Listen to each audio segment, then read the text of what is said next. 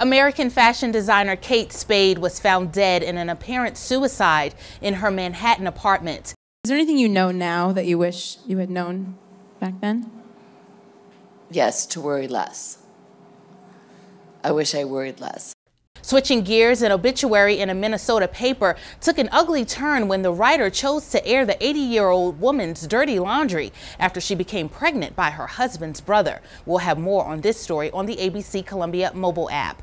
Plus, fuming over the risk of low turnout, the president canceled a White House visit for the reigning Super Bowl champions. Now Philadelphia's mayor is calling Trump, quote, childish for nixing the visit. I don't know how you make your case to a child who acts childish, who changes his opinion and his statements every single day. Wouldn't you love to see one of these NFL owners, when somebody disrespects our flag, to say, get that off the field right now, out, he's fired.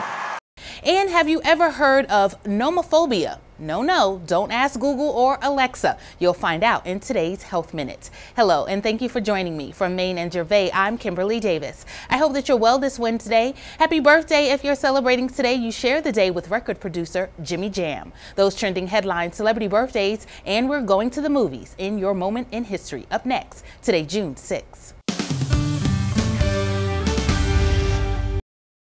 Hi, I'm Kate Valentine Spade. Famed fashion designer Kate Spade has died. New York police say Spade died in an apparent suicide in her Upper East Side home.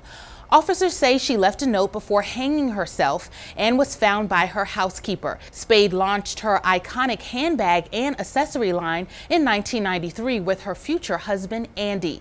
Comedian David Spade is his brother. The couple sold the brand in 2006 and recently launched an accessories company called Frances Valentine, named for Spade's teen daughter.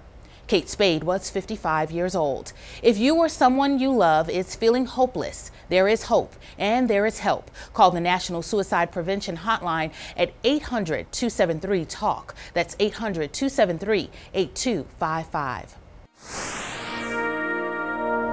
Welcome back.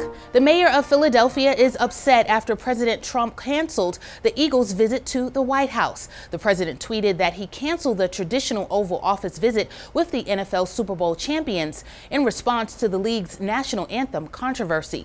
But it came after Trump learned that most of the team and staff members did not want to attend. Mayor Jim Kenney issued a statement saying the cancellation proves the president is not a true patriot. He talked about it in this phone call with a reporter. I don't know how you make your case to a child who acts childish, who changes his opinion and his statements every single day, and who, frankly, frightens me more than I was frightened in 1968 during the height of the Vietnam War. The guy is just a scary guy. And I don't know. Hopefully, by the time he's gone, we can recover from this mess. But this is a bad time in our country. Athletes are American citizens who have the right, the First Amendment right, to express their views. I stand when the anthem is played with my hand over my heart because I'm a privileged white male. There are other people in this country the issue of this country has affected them differently, and they have a right to express their discontent. They have a right to express the fact that they are protesting against certain things, and no one has a right to take that away. And Donald Trump has tried to control the NFL. He's tried to control the thoughts of this country, and it's not working.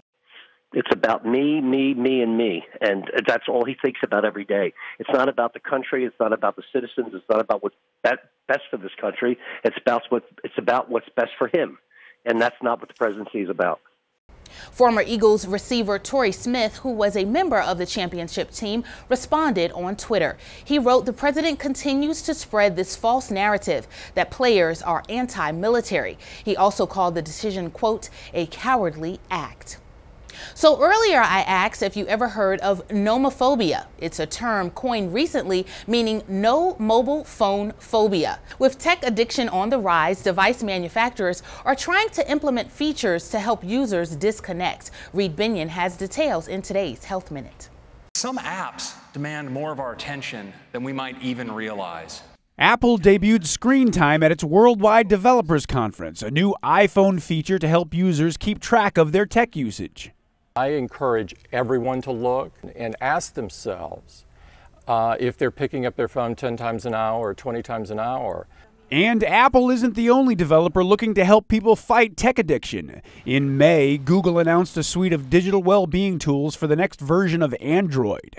And Facebook has introduced changes to its news feed, which it claims causes users to spend less time on the site. There are serious ramifications to bad tech habits. A Pew Research study found that nearly half of adults in the U.S. admit to sending or reading texts while driving, and that number increases to 59% for millennials. A Midtown Manhattan pedestrian study found 42% of the people who entered traffic during a don't walk signal were interacting with their device. Tech addiction can also cause poor posture, affecting a person's neck, spine, respiratory functions, and even emotions.